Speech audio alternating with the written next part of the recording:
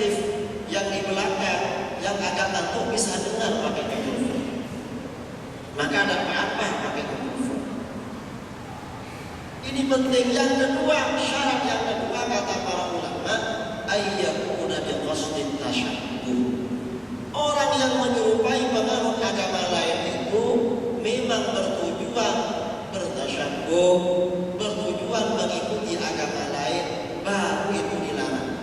Kalau dua persyaratan ini tidak terpenuhi, maka tasyabbuhnya tidak tercela.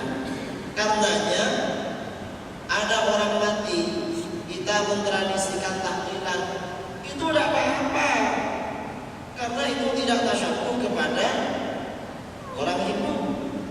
Orang Hindu itu tidak ada yang banyak tahlil. Kemarin di Malaysia ada orang tanya, Kiai, katanya orang tahlilan itu tradisi Hindu. Saya jawab, kalau ada orang Hindu melakukan tahlilan, berarti mereka bukan orang Hindu, tapi orang Islam. Mana ada orang Hindu baca tahlil? Berarti mereka Muslim. Ini mereka. Kelompok-kelompok yang anti tradisi ini seringkali menyampaikan hadis-hadis, tetapi tidak paham mana maksud yang sebenarnya. Hadis itu tidak bisa difahami satu-satu, tetapi harus digabungkan antara satu hadis dengan hadis-hadis yang lain. Kalau hadis ini hanya diambil satu-satu, rasanya tidak enak, tidak nyaman. Kita ini kalau punya ikan ya, punya daging, ingin rasanya enak, bumbunya itu harus beraneka ragam. Ada lombok, ada kemiri, kemudian ada apa lagi? Ada bawang, kemudian ada garam, ada kecap, semuanya dicampur. Tapi kalau masakan kita cuma dikasih lombok, kasih cabai, kira-kira rasanya bagaimana?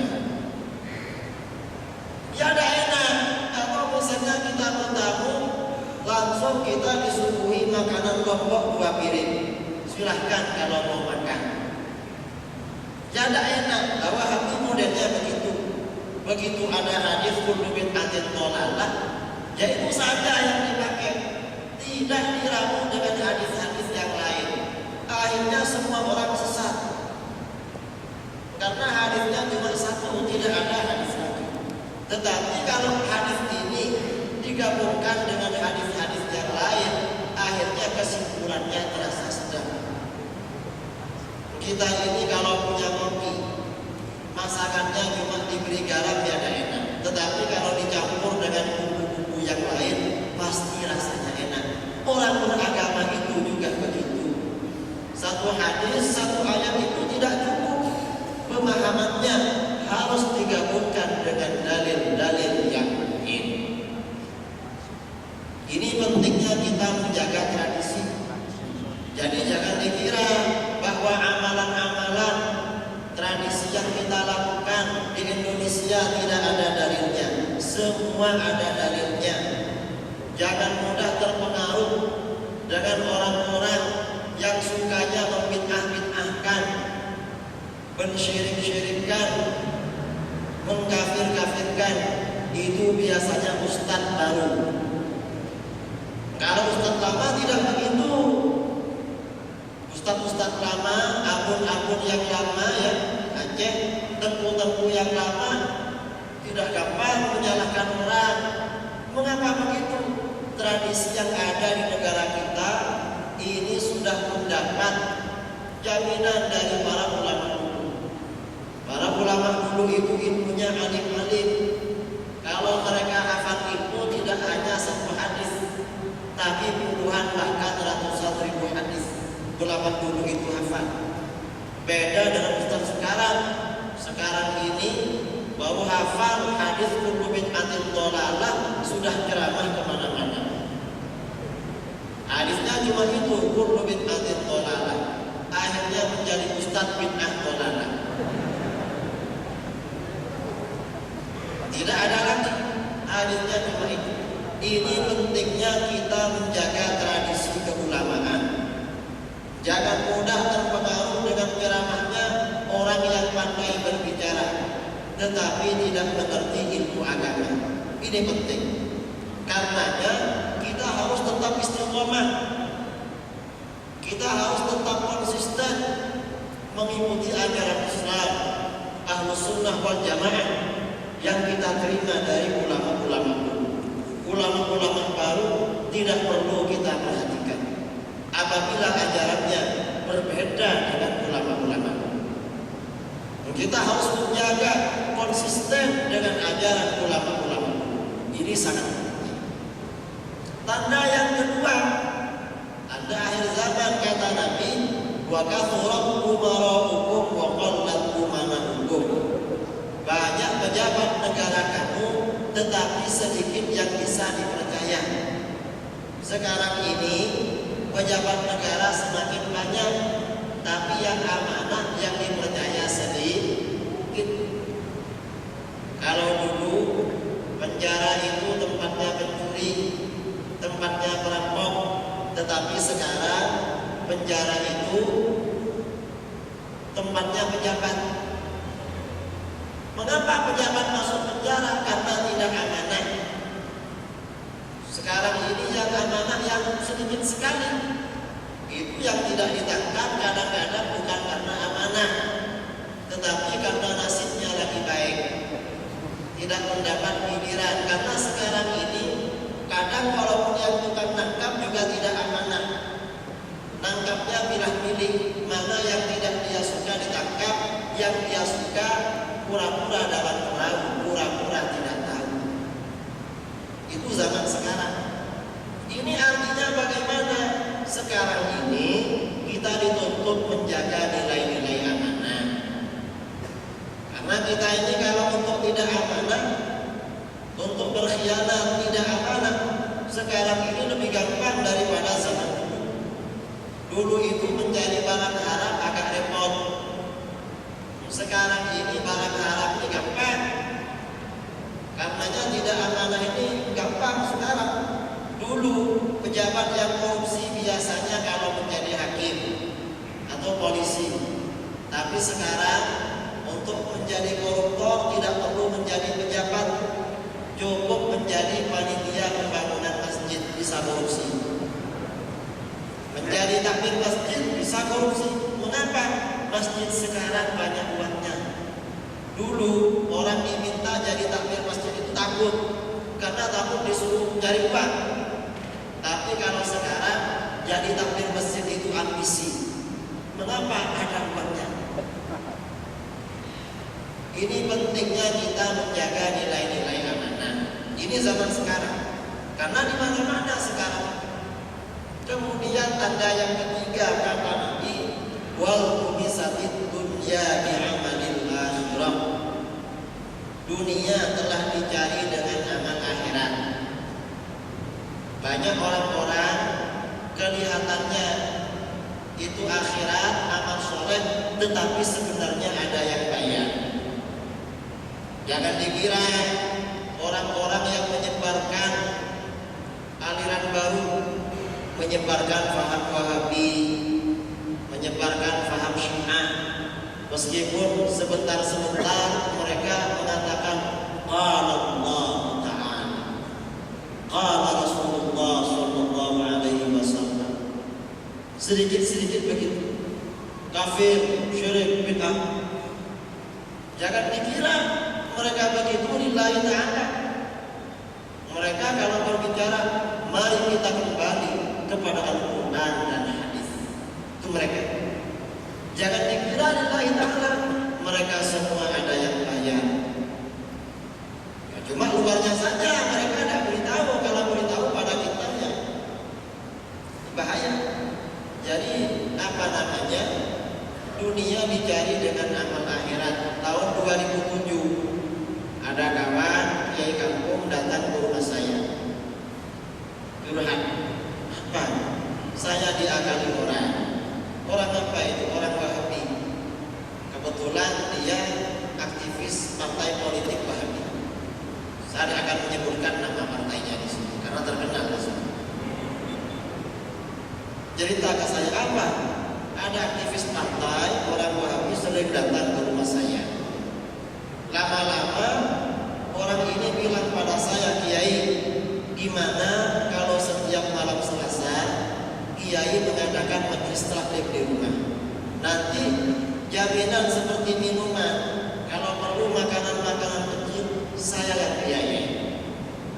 Dan mungkin nanti ada sisanya bisa diambil Pak Kiai.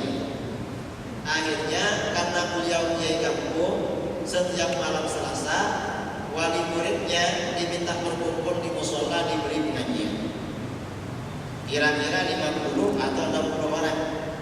Lalu orang Wahabi ini setiap malam Selasa datang memberi uang. Waktu itu senilai 80.000. Kira-kira 80.000. Karena cuma diberi air dan hidangan kecil, katanya ada sisanya. Kadang 25.000, 20.000. Jadi kiainya masih menunggu, masih dapat nambah. Kira-kira dapat 5 pertemuan. Ustadz Wahabi ini pulang, buku agendanya tertinggal. Iseng-iseng ingin tahu isinya, apa isi buku agenda ini. Setelah dibuka, ternyata di dalam ada formulir kwitansi dari lembaga Wahabi di Surabaya bahwa anggaran setiap malam Selasa ini sebenarnya 600.000. Cuma yang dikucurkan 80.000. Orang itu kadang banyak kebaikan padahal dia cari untung, kita dijual. Dunia dicari dengan amal akhirat. Ini artinya bagaimana? Ini tantangan keikhlasan kita. Kita harus menjaga nilai-nilai keikhlasan. Karena kalau kita tidak ikhlas, apa saja sekarang bisa dijual. Kalau dulu orang menjual agama masuk Kristen dapat uang. Sekarang itu ikut Wahabi dapat uang, ikut Syiah dapat uang, Hizbut Tahrir juga begitu, liberal juga dapat uang. Lihat di Aceh. Di Aceh itu sekarang ada beberapa dayak Wahabi. Kalau dayak-dayak yang harus sunnah, anak yang pondok di situ harus dikirim. Tapi kalau belajar ke lembaga Wahabi, malah gratis dan dapat uang saku. Sebagian ada yang orang tuanya dikirim oleh ustadz di dayanya. Ini kalau kita tidak ikhlas, agama ditukar dengan aliran sesat. Karena sekarang ini semuanya bisa diubah. Ini pentingnya kita menjaga nilai-nilai keikhlasan. Tanda yang keempat kata Nabi, wa tafaqahu li ghairid din. Orang mencari ilmu bukan lagi ilmu agama di zaman sekarang. Ilmu apa yang dicari? Kebanyakan yang dicari ilmu umum. Mengapa mencari ilmu umum? Ingin mendapatkan titel atau gelar biar nanti gampang mencari kerja. Itu sekarang. Kalau dulu orang itu punya anak, kadang belum lahir sudah datang.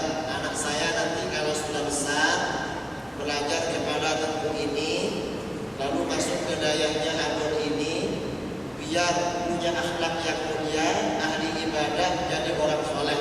Soal kerja terserah Allah. Itu orang dulu. Tapi orang sekarang beda. Ini masuk SMP, lalu SMA, lalu perguruan tinggi, sarjana, master, doktor. Mengapa? Biar gampang cari kerja. Jadi masih kecil sudah dipikirkan soal kerja. Itu zaman sekarang. Padahal sekarang cari kerja dengan gelar itu sulitnya bukan main. Tahun 2005 saya pulang dari pondok, YIN di tempat kami memerlukan dosen pegawai negeri 7 orang yang daftar 500 orang. Sekarang ini kadang tidak dibuka pendaftaran dosen. Yang siap daftar bukan ratusan, ribuan. Sekarang ijazah ini sudah tidak lagi. Ini artinya apa? Pada zaman sekarang kita dituntut untuk memperhatikan ilmu agama. Jangan sampai karena khawatir anak kita tidak dapat pekerjaan, ilmu pendidikan agamanya terbengkalai. Karena kalau anak kita tidak mendapatkan pendidikan agama yang layak, kasihan. Tantangan yang dihadapi anak-anak sekarang lebih berat daripada tantangan yang dihadapi oleh anak-anak dulu. Mengapa? Dulu itu jarang ada TV, anak cenderung tidak nakal.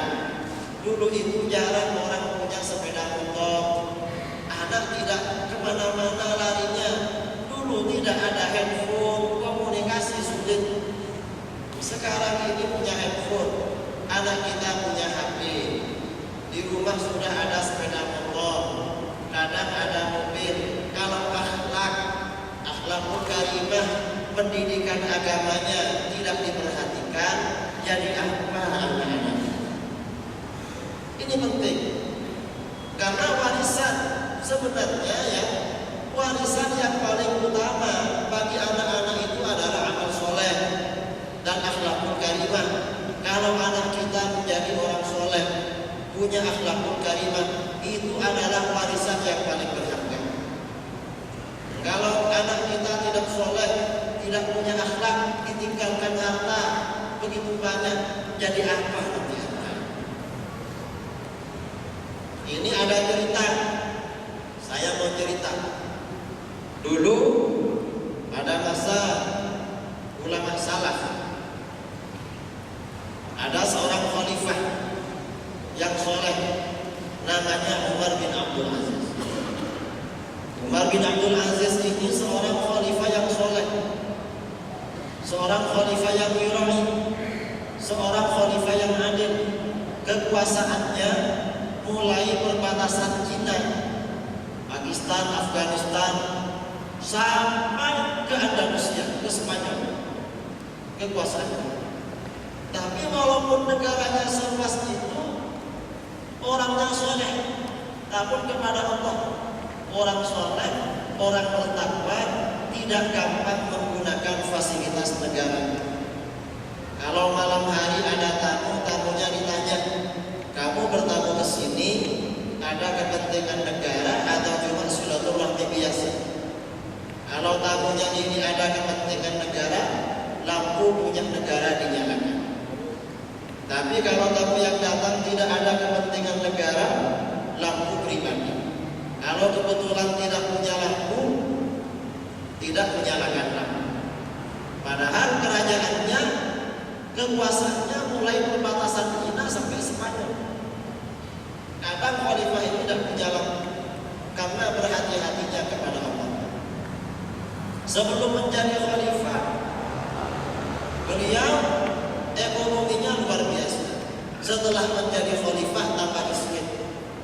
Istrinya yang asalnya banyak memiliki perhiasan emas permata, setelah menjadi khalifah diminta oleh beliau, istriku, perhiasan kamu saya minta. Loh, untuk apa? Saya kembalikan kepada negara. Kata istrinya, suamiku, perhiasan ini pemberian dari ayah saya, Amirul Mukminin Khalifah Abdul Malik bin Marwan. Kata suaminya, ayah kamu itu khalifah, presiden, dapat dari mana punya emas seperti itu kalau tidak mengambil punya rakyat?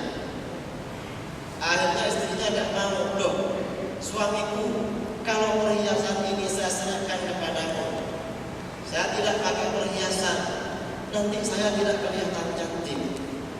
Gimana? Orang perempuan itu walaupun kepada suaminya kan ingin kelihatan cantik. Akhirnya kata suaminya, kalau begitu kamu tinggal pilih. Kalau kamu pilih perhiasan itu, tinggalkan saya. Tapi kalau kamu pilih saya, serahkan perhiasan. Akhirnya kata istrinya, ya daripada begitu saya pilih kamu saja. Biar walaupun tidak punya perhiasan, perhiasannya diserahkan, dikembalikan kepada negara. Setelah Umar bin Abdul Aziz ini sakit keras, anaknya berkumpul. Anaknya jumlahnya 11, semuanya laki-laki. Karena anaknya berkumpul, Umar bin Abdul Aziz bertanya, ada apa kamu berkumpul di sini? Kamu kumpul-kumpul di sini ada apa? Apa kalian berharap saya mewasiatkan sesuatu buat kamu? Kata mereka, oh tidak ada apa-apa ayah. Kita berkumpul karena prihatin ayah sedang sakit keras. Kata ayahnya, saya beruntung tidak meninggalkan harta buat kalian. Saya bersyukur kepada Allah setelah ini mati tidak meninggalkan harta kekayaan.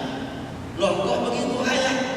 Karena kalau saya mati, setelah saya mati kamu menjadi orang-orang yang soleh, orang-orang yang bertakwa kepada Allah, keperluan kamu pasti dibantu oleh Allah. Saya tidak khawatir.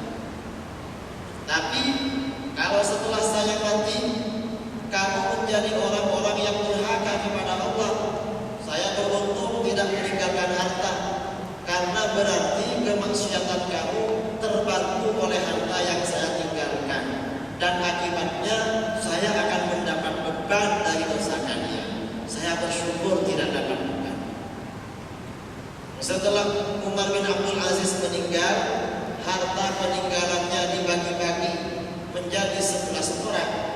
Masing-masing dari anaknya mendapat emas 3 gram. Emas 3 gram itu kalau dijual laku berapa? 1.200.000. Ada orang punya anak, belum punya tunangan, belum kawin, belum kerja, belum punya rumah, cuma diberi uang 1.200.000. Kira-kira cukup? Tak cukup, apalagi di Aceh. Di Aceh itu mahal bisa 40 juta. Kalau di Jawa cukup 100.000. Mahal, tak cukup. Tapi karena Umar bin Abdul Aziz ini tidak meninggalkan harta kepada anak-anaknya karena kesolehannya, ketakwaannya kepada Allah, anak-anaknya sudah diajarkan akhlakul karimah dan amal-amal soleh. Setelah beliau meninggal, anak-anaknya yang 11 oleh Allah dijadikan orang-orang yang kaya. Semuanya kaya. Dari kayanya, suatu ketika umat Islam akan berperang dengan orang-orang kafir. Waktu itu negara sedang dilanda krisis ekonomi. Dari biaya perang, anggaran negara tidak cukup. Akhirnya pejabat mencari sumbangan kepada orang-orang kaya. Anaknya Umar bin Abdul Aziz didatangi. Ada apa? Ini tuan, sekarang kita akan mengirim tentara. Nah, terus kita butuh bantuan. Apa yang diperlukan? Kita memerlukan 1.000 kuda untuk kendaraan perang. Oh, cari 1.000 kuda. Dicari 1.000 kuda. Berapa harganya? Sekian. Dibayar oleh salah seorang putranya Umar bin Abdul Aziz. Ini wakaf dari saya untuk perang. Mewakafkan 1.000 kuda. Lalu kata pejabat tadi masih kurang tuan. Loh, kurang apa lagi? Biaya untuk 1.000 tentara selama perang. Ini perangnya kira-kira berapa bulan? Per orang biayanya berapa tiap hari? Dibayar oleh beliau. Membiayai 1.000 tentara, mewakafkan 1.000 kuda, kira-kira kaya apa tidak kaya? Kira-kira orang Aceh yang ada di sini ada yang punya kuda 5? Tidak ada, karena sekarang orang sudah tidak mikirin kuda. Tidak ada yang punya kuda. Setelah Umar bin Abdul Aziz ini meninggal, beliau diganti oleh adik iparnya Hisham bin Abdul Malik bin Marwan. Hisham ini sebaliknya Umar. Kalau Umar ini orang soleh, Hisham tidak soleh. Umar ini seorang khalifah yang adil, Hisham tidak adil, bahkan zalim. Umar ini seorang khalifah yang jujur, Hisham tidak jujur. Mengambil kekayaan negara, anaknya juga 11, semuanya laki-laki. Karena banyak mengambil hartanya negara, setelah Hisham ini meninggal dunia, harta peninggalannya dibagi-bagi 11 anaknya, masing-masing dapat harta warisan 40 ton. Kira-kira kaya apa tidak kaya? Kaya. Tapi karena harta ini tidak diperoleh dari jalan yang benar, tidak barokah, tidak lama kemudian anak-anaknya menjadi orang fakir miskin. Nah, ini artinya apa? Sebenarnya warisan yang paling istimewa, warisan yang paling baik untuk anak-anak kita adalah bekal ilmu agama dan amal soleh, akhlakul karimah dan amal soleh. Kalau anak kita punya akhlakul karimah, anak kita menjadi orang-orang soleh, berarti itu adalah warisan yang luar biasa dari kita. Tentu harus kita berikan pendidikan agama yang cukup. Jadi bukan harta kekayaan, karena harta itu seperti bayang-bayang, seperti bayangan, kata para ulama, al-malu kawillin zaidin. Harta itu laksana bayangan yang bergerak. Ketika matahari di timur, bayangan ke barat, terus begitu. Matahari keluar, bayangan ini mulai ada, terus berjalan nanti ke tengah. Begitu matahari terbit, bayangannya hilang. Harta seperti itu. Banyak orang-orang yang ditinggali harta kekayaan yang melimpah oleh orang tuanya, Allah mentakdirkan mereka menjadi fakir miskin. Tidak lama orang tuanya meninggal, dijual semuanya. Hartanya dijual, orang tuanya yang sudah mati kadang-kadang jarang dibacakan surat Al-Fatihah, tidak ingat kepada orang tuanya. Mengapa? Anaknya tidak dibekali amal yang soleh. Nah, kalau kita ingin punya anak soleh, sudah barang tentu kita sebagai orang tua harus berusaha menjadi orang yang soleh. Karena anak soleh itu biasanya tidak terlepas dari orang tua yang soleh. Karenanya menjadi penting kita mulai sekarang ini semakin berhati-hati menjaga anak-anak kita dengan sungguh-sungguh, memperhatikan anak-anak kita, amal ibadahnya, sholatnya jangan sampai ditinggalkan. Dengan siapa anak-anak kita bergaul ketika jauh dari pandangan kita, apa yang dilakukan anak-anak kita ketika ada di luar, kita harus memperhatikan itu. Jangan sampai anak kita hanya keluar bawa sepeda motor malam-malam bersama kawan-kawannya di jalan-jalan. Na'udzubillah min dzalik. Itu penyakit masyarakat. Sekarang ini penyakit semacam ini sangat banyak. Di mana-mana ada penyakit. Ini adalah fitnah yang sesungguhnya yang menjadi tantangan pada umat Islam Indonesia pada masa sekarang. Fitnah ini merusak agama kita, mengancam agama, mengancam ibadah, mengancam akidah, mengancam akhlakul karimah, mengancam hubungan baik, dan mengancam tatanan-tatanan nilai-nilai moralitas kehidupan manusia. Ini sangat penting untuk kita perhatikan agar kita tidak mudah terpengaruh, anak-anak kita juga tidak terpengaruh dengan faham-faham baru, dengan pengaruh budaya-budaya barat yang sekarang sudah menerobos pagar-pagar kehidupan bangsa kita. Nah, barangkali ini tausiah yang bisa saya sampaikan kepada para hadirin. Mungkin ada yang mau ditanyakan. Ini ada sisa waktu untuk tanya jawab dalam beberapa menit ke depan. Waktu saya kembalikan kepada moderator.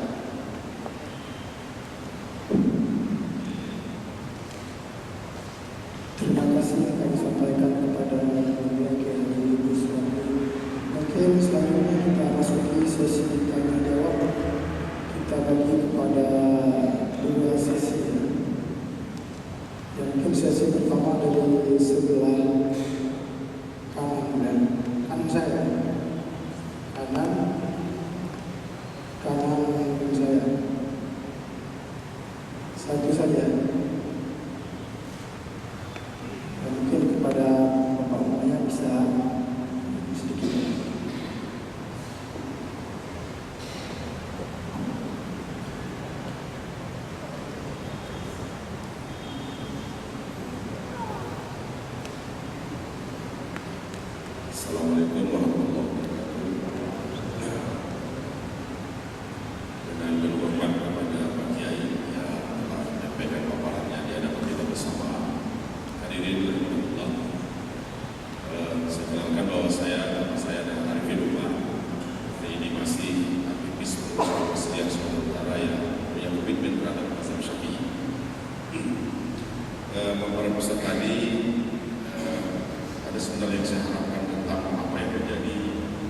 poros utama terhadap paham yang berkembang di dunia Islam ini.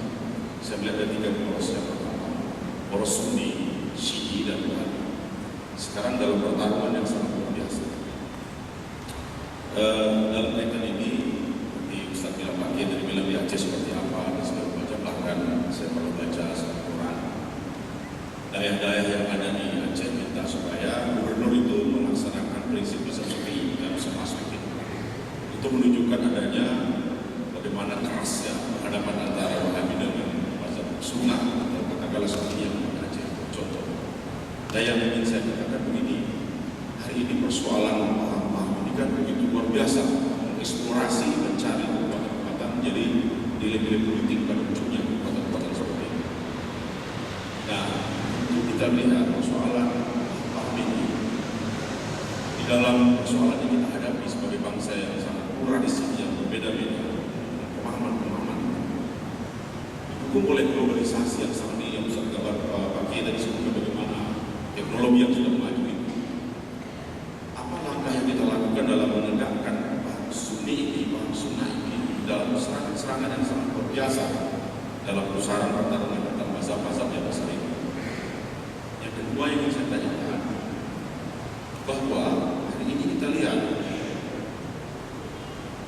tahun 2012 kemarin, Mahkamah Agung sudah memutuskan bahwa Syi'i atau Syiah itu adalah sesat atau bukan sesat, menyimpang dalam hal ini. Wahabi hari ini masih menerima orang Syiah atau orang Syiah itu masih melaksanakan haji, sedangkan kita di sini memandang bahwa itu adalah menyimpang. Bagaimana ini memahamkan bahwa Wahabi masih bisa menerima orang Syiah itu masuk ke tanah suci, kalau itu sudah menyimpang bukan Islam, itu kan tidak boleh masuk ke sana. Sedangkan kita di Indonesia ini tidak menerima bahwa itu sudah menyimpang. Itu dari kedua, gimana kita melihat persoalan ini?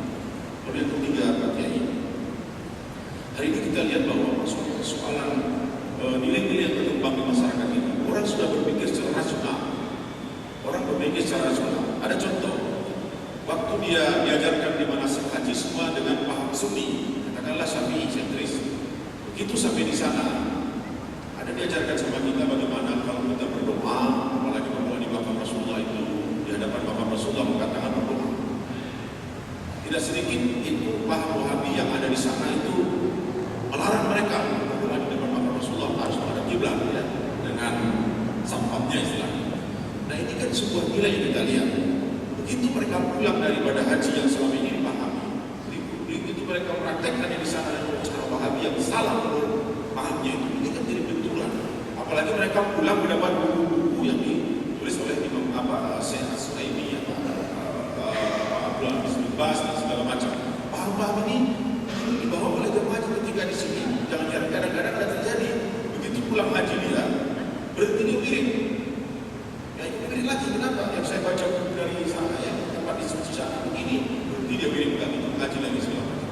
Ini kan persoalan yang kita hadapi dalam konteks bagaimana hari ini Wahabi itu menyebarkan eksplorasi paham-paham di tengah masyarakat Sunni. Sangat kita ketahui Indonesia ini kan mayoritas adalah Sunni ya, dalam memahami dalam rangka fikihnya.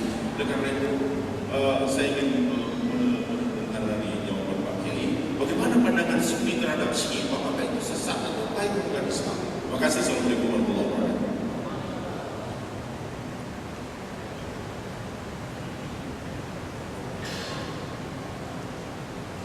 Untuk para waktu mungkin langsung saja akan dijawab oleh Ustaz kita Kiai Islam. Kepada beliau dipersilakan. Yang pertama, bagaimana cara kita menghadapi serangan-serangan dari aliran-aliran di luar Ahlussunnah wal Jamaah. Dalam teori peperangan, ketika kita berhadapan dengan pihak lawan, cara yang paling efektif kita menggunakan senjata yang sama. Kalau perlu lebih ampuh. Kalau lawan itu menggunakan tembak, kita pakai tembak. Kalau lawan kita menggunakan tembak, kita pakai celurit atau pakai tombak yang kanan. Karenanya strategi yang dilakukan oleh musuh juga harus kita lakukan. Kalau perlu harus lebih canggih. Dan memang seperti Orang Wahabi menyebarkan ajarannya menggunakan radio. Kalau kita bisa menutup radionya, alhamdulillah. Tapi kalau kita menutup radionya tidak bisa, kita membuat radio juga, menyebarkan paham Ahlus Sunnah wal Jamaah. Caranya memang seperti itu. Wahabi menggunakan tulisan di internet, kita menulis juga di internet. Wahabi menggunakan ceramah di televisi, kita berusaha mendorong orang-orang kita yang berfaham Ahlus Sunnah wal Jamaah untuk mengisi acara di televisi. Harus seperti itu. Sudah barang tentu modal yang perlu disiapkan adalah kemampuan di dalam bidang ilmu agama.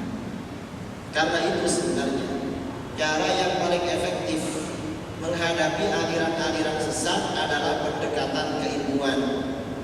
Memang kelompok-kelompok di luar Ahlus Sunnah wal Jamaah ini dalam menyebarkan ajarannya melalui beberapa pendekatan. Pertama, pendekatan media. Penerbitan buku-buku mereka kuasai. Kalau kita datang ke Gramedia, mungkin 80% buku itu Wahabi. Yang Ahlus Sunnah itu mungkin 20% atau tidak sampai.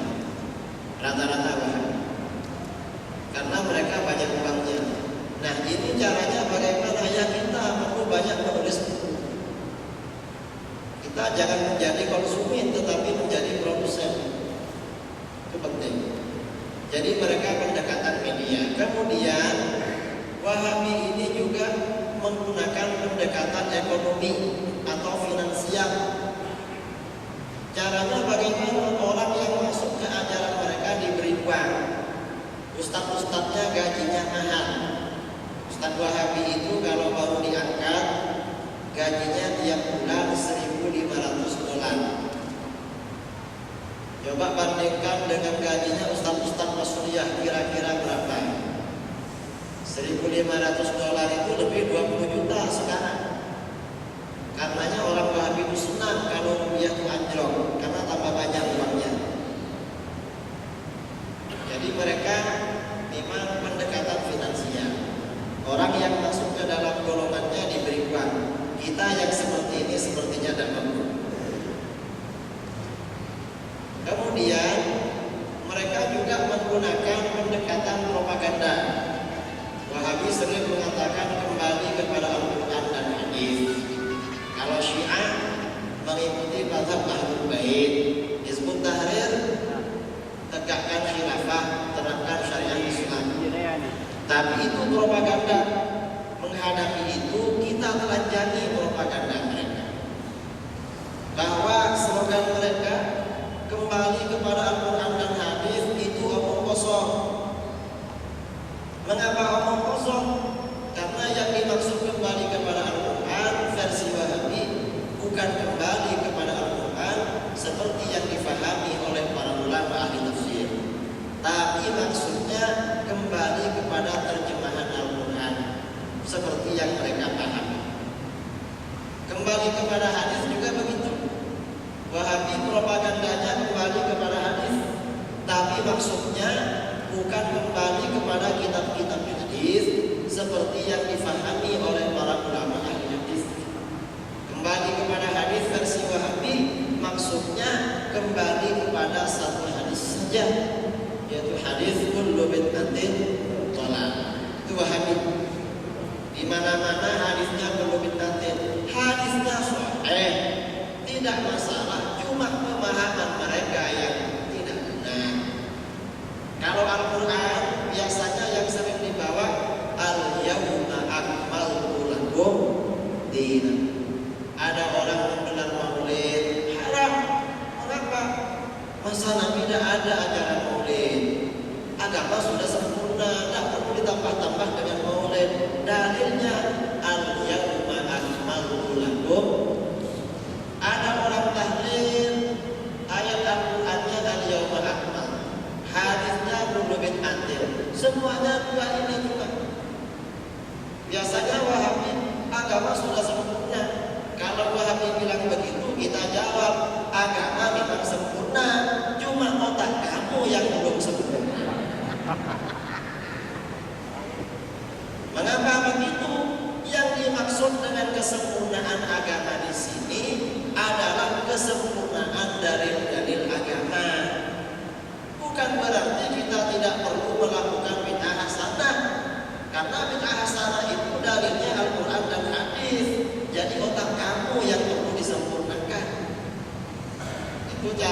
karenanya kalau Wahabi menyampaikan propaganda, menyampaikan dalil hadis, jangan langsung dipercaya. Tanya kepada para ulama, kepada para asatidz Ahlus Sunnah wal Jamaah, itu maksudnya bagaimana. Insya Allah ustaz-ustaz kita akan mampu menelanjangi propaganda itu. Kalau cuma propaganda itu ya biasa saja. Jadi mereka pendekatannya propaganda. Nah, kita ada satu pendekatan yang mereka pasti kalah, yaitu pendekatan keilmuan. Karenanya penting ya ke depan dalam acara-acara majelis taklim di Medan, di mana-mana, saya sebenarnya pakai PowerPoint ini mau menyampaikan teori-teori menggunakan secara ilmiah. Cuma karena ini takut ngantuk, maka tidak saya keluarkan. Jadi penting ya, dan panitianya tidak menyiapkan dengan benar dari tadi, makanya tidak saya lakukan. Jadi penting dalam majelis-majelis taklim ke depan itu perlu kajian yang secara lebih ilmiah, agar masyarakat punya kemantapan, agar masyarakat ini punya wawasan yang lebih luas tentang ilmu pengetahuan. Karena cuma itu satu-satunya cara sekarang. Kalau kita menyaingi uangnya Wahabi, kita tidak mampu. Wahabi punya sumber minyak di Arab Saudi. Minyaknya orang Aceh sudah tidak ada, sudah hilang. Sudah tidak keluar minyak sekarang. Sudah habis. Kemudian soal yang kedua mengenai Syiah. Syiah ini menyimpang. Tetapi mengapa masih menunaikan ibadah haji? Karena di KTP-nya bukan KTP Syiah tapi KTP Islam. Orang itu kan menghukumi secara zahir. Memang ajaran-ajaran Syiah itu banyak yang kafir. Tetapi kita tidak boleh begitu berjumpa dengan orang Syiah dikafirkan. Mengapa orang Syiah itu belum tentu meyakini semua yang ada di ajarannya? Kadang cuma ikut-ikutan. Kalau kita membaca kitab-kitab Syiah, sebagian orang Syiah ini di kitab-kitabnya meyakini Al-Quran langsung. Tapi ketika orang Syiah kita tanya, ya gimana tentang Al-Quran? Biasanya kata mereka, enggak, saya percaya pada Al-Quran. Ya sudah selesai, makanya ada dikafirkan. Karenanya sampai sekarang orang Syiah masih bisa menunaikan ibadah haji. Orang menunaikan ibadah haji itu bukan berarti alirannya benar. Bisa benar, bisa saja sesat. Jadi kita tidak mengkafirkan, cuma menganggap mereka itu sesat dan menyesatkan. Bisa saja mereka sampai pada batas kafir. Cuma untuk perorangan kita tidak berani langsung mengkafirkan. Kita dilihat sejauh mana mereka punya i'tiqad, punya keyakinan di dalam ajaran Syiah. Jadi harus diperhatikan. Kemudian Wahabi, kita ini kadang sudah mendidik jamaah haji ke sana, tidak terpengaruh Wahabi. Setelah pulang terpengaruh Wahabi. Mengapa? Dapat buku-buku gratis. Kemudian sholat di Mekah tidak sama dengan sholat di sini. Ya kita terangkan di Mekah terjadi begitu sejak tahun berapa. Kalau kita mampu menjelaskan ajaran-ajaran kita dengan Al-Quran dan hadis, dari Al-Quran, hadis, ijma, qiyas, insya Allah masyarakat kita tidak akan terpengaruh. Masyarakat kita pulang dari ibadah haji terpengaruh karena ilmunya tidak ada. Karenanya itu tugas kita, Nahdlatul Ulama, Al-Wasliyah, para asatidz, asyir aswaja, tugasnya memang seperti itu. Itu tantangan kita memang sekarang. Ini gimana cara menjelaskan itu kepada masyarakat? Karena masyarakat sekarang ini ya, saya ceramah di mana-mana. Masyarakat sekarang ini sudah semakin bagus perkembangannya. Senang dengan ceramah ilmiah. Apalagi dalam acara-acara pengajian majelis taklim disampaikan dalil-dalil agama, dalil-dalil persoalan secara mendalam. Masyarakat sekarang mulai senang. Cuma ini persoalannya, apakah kita yang para asatidz sudah siap apa belum kira-kira? Ini kan juga ustadznya perlu kesiapan. Ustadz-ustadz ini perlu diperbanyak ya. Orang-orang alim ini diperbanyak, kemudian perlu dipersiapkan. Itu menjadi penting. Ini memang tantangan kita agar masyarakat kita tidak terpengaruh itu. Ada lagi? Kalau tidak ada, apa ada lagi ini orang? Ya silakan ke depan.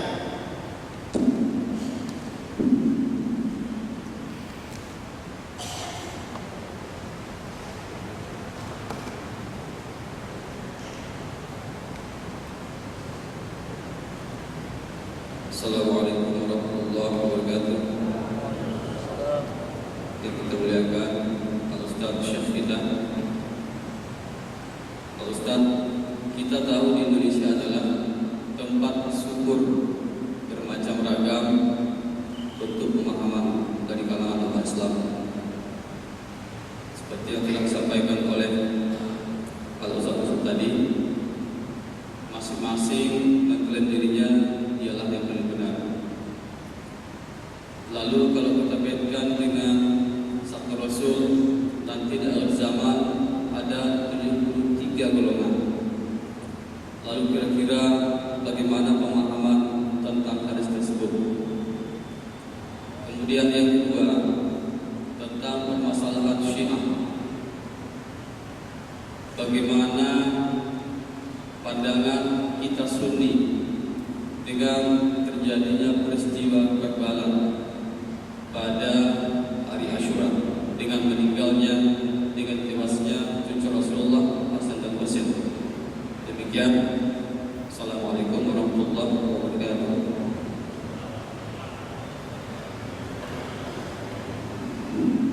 Yang satunya lagi tadi di belakang siapa?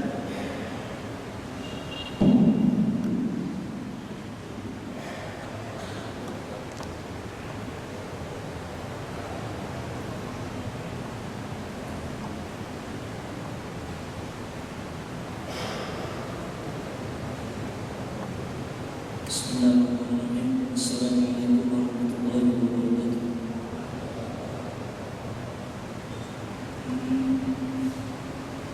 Yang saya muliakan itu Ustaz Kiai Haji.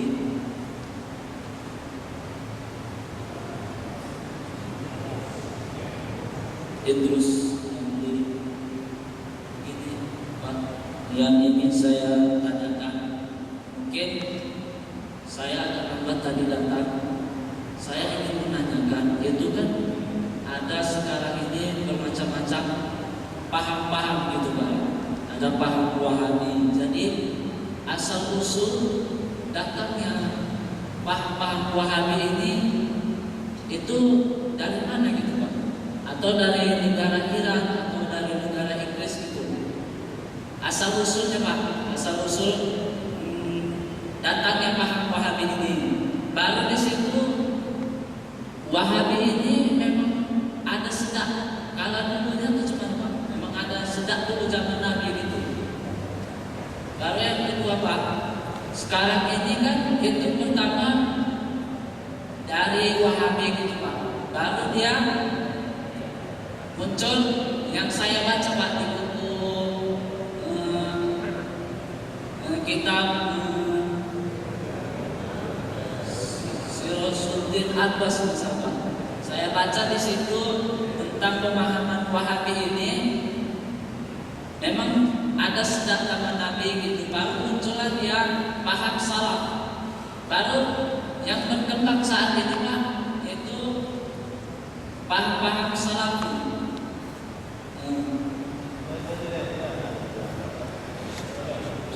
Jadi itu Pak yang saya tanyakan, asal usul paham Wahabi itu dari mana gitu Pak? Ya. Ada lagi? Ya silakan di belakang. Silakan maju dengan kami. Lagi Pak. Ya, dipersilakan Pak.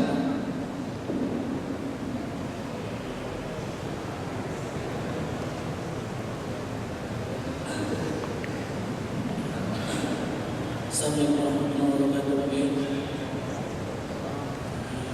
Saya sudah berkali mengikuti pengajian pagi ini pertama kali di MUI Kota Medan yang keduanya ini. Yang ingin saya tanyakan adalah bagaimana kita saat sekarang ini, orang-orang tua saat sekarang ini, untuk membentengi anak-anaknya dengan akidah Ahlussunnah wal Jamaah.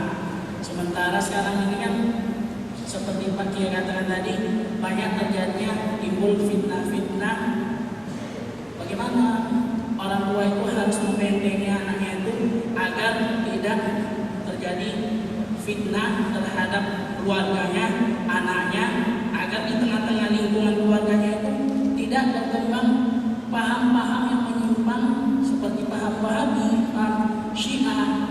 Dan ingin saya tanyakan yang satu lagi adalah konsep orang tentang HTI itu kan banyak keliru. Apakah HTI itu sendiri itu bahagian daripada pemahaman Syiah?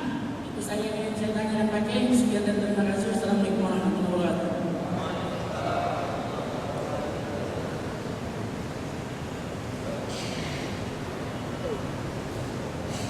Assalamualaikum buat guru kita Kiai yang sengaja berhadir di masjid kita ini. Saya mempersingkat waktu, yaitu di mana penguraian tadi, kehadiran Islam ini sejak zaman Rasulullah sampai ke Pulau Jawa, tapi bahwasanya lewat tradisi, salah satu akidah bahasa Surau kan itu Pak Kiai. Yang ingin saya tanyakan, saya sejak kecil saya tinggal di daerah orang Kota Jawa. Banyak kali tradisi-tradisi memang yang bertentangan dengan ajaran Islam.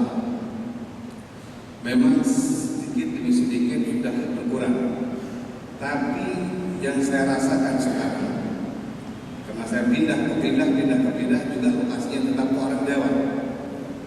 Jadi kenapa Kiai orang Jawa? Ya ini mungkin insya Allah ada solusinya.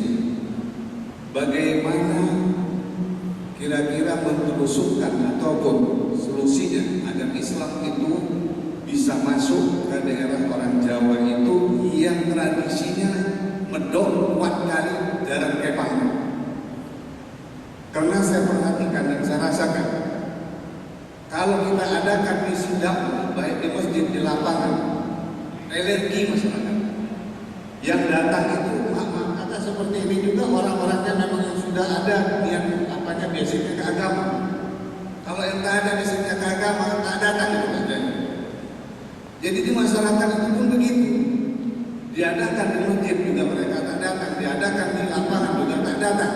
Dimanapun diadakan yang panggilan untuk menegakkan menghidupkan roh tak datang mereka.